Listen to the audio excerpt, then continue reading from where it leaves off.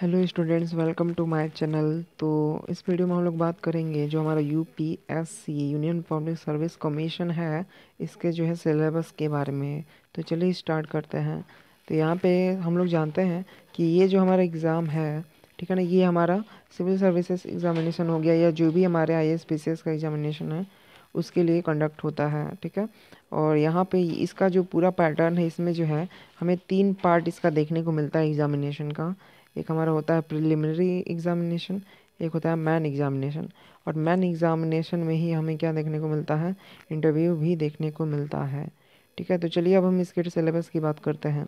तो यहाँ पे हम लोग अगर हम बात करें प्रीलिमिनरी एग्जामिनेशन का, मतलब जिसको हम लोग प्री के नाम से भी जानते हैं, तो ये जो प्री का एग्जामिनेशन, प्रीलिम्स जो होता है, प्रीलिम का एग्जामिनेशन, इसका क्या बेसिक, क्या इसका मोटिव होता है। तो यहाँ पे लिखा हुआ है कि the examination solve comprise of 2 compulsory paper of 200 marks etch. मतलब इसमें जो है जो प्रिलिमिनरी एग्ज़ाम होता है उसमें 2 पेपर होते हैं आपके, जो कि दोनों पेपर आपके 200 मार्क्स के होते हैं। और ये एक तरह का क्या है, मतलब इसमें मिनिमम क्वालिफाइंग मार्क्स रिक्वायरमेंट होते हैं। मतलब इसमें आपको बस 33% मार्क्स की रिक्वायरमेंट होती है।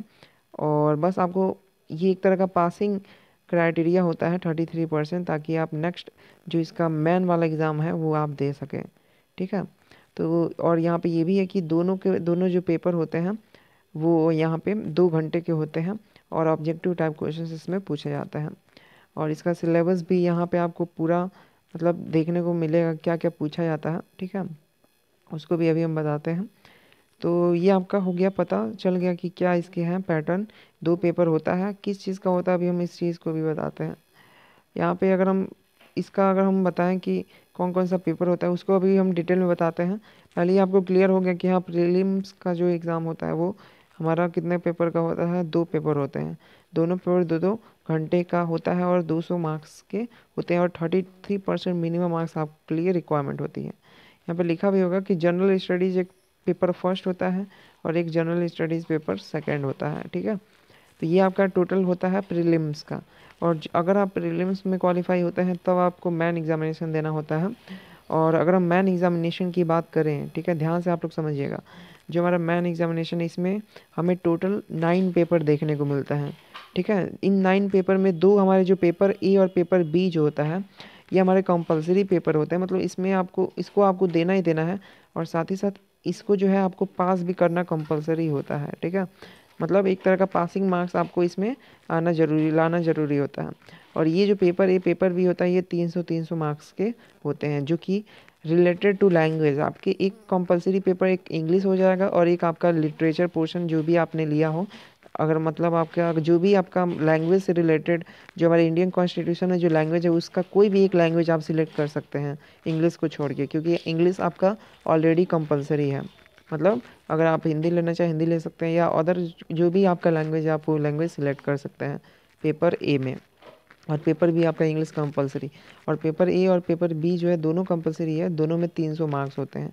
और दोनों पेपर में अगर आप अच्छे नंबर लाते हैं तभी आप जो है आपका जो है कॉपी जो है सारे कॉपीज़ चेक होती हैं।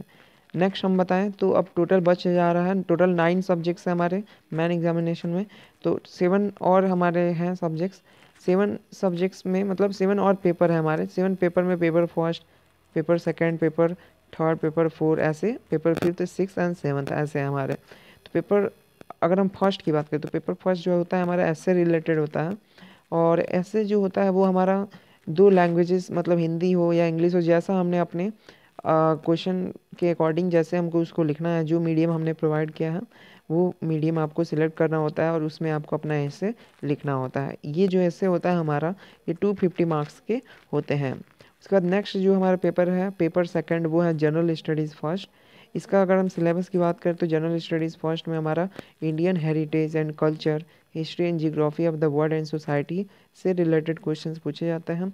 और यहाँ पे अगर हम इसके मार्क्स की बात करें तो ये भी 250 मार्क्स का ही है। मतलब जितना भी पेपर अब हम बताने वाले हैं सारे के सारे 250 मार्क्स के ही होंगे, सिवाय पेपर ए पेपर बी जो कि 300-300 मार्क्स के थे। फिर पेपर थर्ड की अगर हम बात करें तो पेपर थर्ड में हमारा जनरल स्टडीज़ सेकंड, मतलब ये भी जो यहाँ पे इसका जो टॉपिक लिखा जा रहा है, जो यहाँ पे लिखा हुआ है उसी से रिलेटेड आपसे क्वेश्चन पूछे जाएंगे, ठीक है।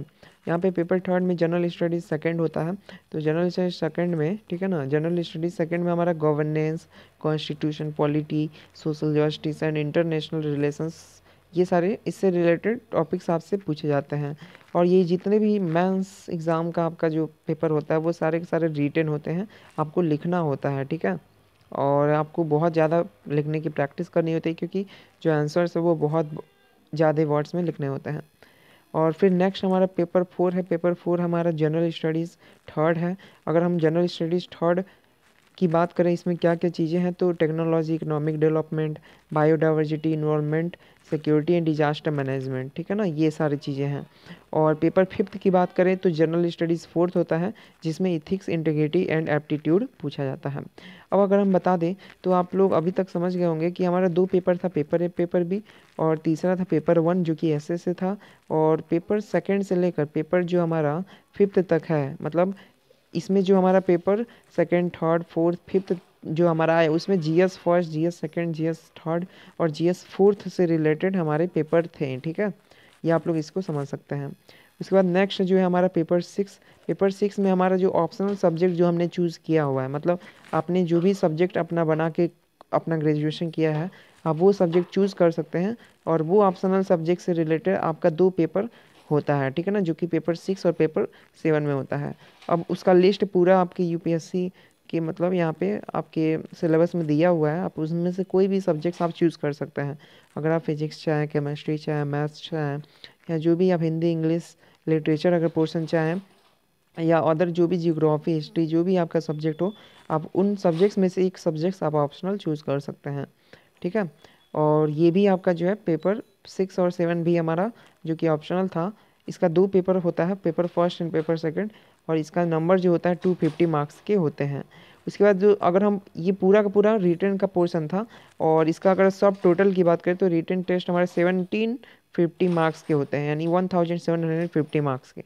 फिर यहाँ पे जो इंटरव्यू आपका टेस्ट होता है वो आपका होता है पर्सनालिटी टेस्ट जिसको कहते हैं, वो 275 मार्क्स के होते हैं। और ग्रैंड टोटल हमारा जो मार्क्स होते हैं वो 2025 मार्क्स के होते हैं। ये आप समझ गए होंगे। इसी में आपका क्या आ गया, प्रीलिम्स हो गया, मेंस हो गया, और हमारा जो एक और हमारा इंटरव्यू हो गया। ये सारे मेंस में ही इंटरव्यू का इंक्लूड होता है। ये सारे सिलेबस आप समझ गए। अभी हम प्रीलिम्स को भी डिफाइन करें, इसका जो है आपका सिलेबस क्या क्या है। इसमें जो पेपर दो था, एक पेपर फर्स्ट और पेपर सेकंड, इसके अगर हम सिलेबस की बात करें तो पेपर फर्स्ट में, ठीक है ना, क्या क्या है, जैसे current events of national and international importance, मतलब किस किस चीज़ से रिलेटेड क्वेश्चन पूछे जाते हैं, तो करेंट इवेंट्स से रिलेटेड, नेशनल और इंटरनेशनल इंपॉर्टेंस का, ठीक है ना।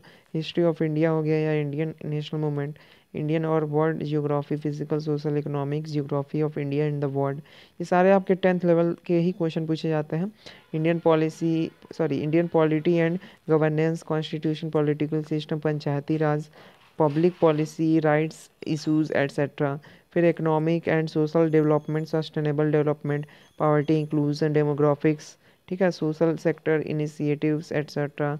फिर general issues on the environmental, ecology, biodiversity in climate change that do not require subject specialization, general science.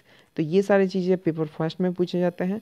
Paper second की अगर हम बात करें प्रीलिम्स में, तो यहाँ पे हमारा comprehension, interpersonal skills including communication skills, logical reasoning and analytical ability, decision making and problem solving, general mental ability, basic numeracy, numbers and their relations, orders of magnitude etcetera, class 10th level का ही पूछा जाएगा। Data interpretation, charts, graph हो गया, table हो गया, data sufficiency etcetera, class 10th level का, ठीक है ना।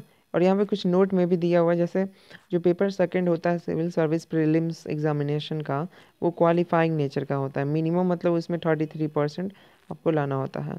The question will be of multiple choice, और इसका जो क्वेश्चंस होता है वो मल्टीपल चॉइस के होते हैं। It is mandatory of the for the candidate to appear to in both the papers of the civil services. और दोनों पेपर, मतलब जो प्रीलिम्स का दोनों पेपर, उनमें दोनों में आपको अपेयर होना ज़रूरी है।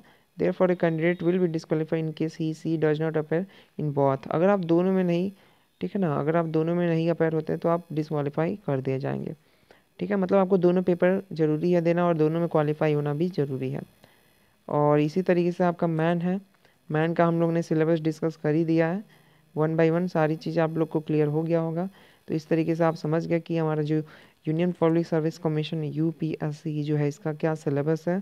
3 पार्ट्स में ये एग्ज़ाम होता है। एक होता है प्रीलिम्स, एक होता है मेंस और एक होता है हमारा इंटरव्यू जो कि मेंस में ही इंक्लूड होता है। टोटल मार्क्स जो होते हैं 2025।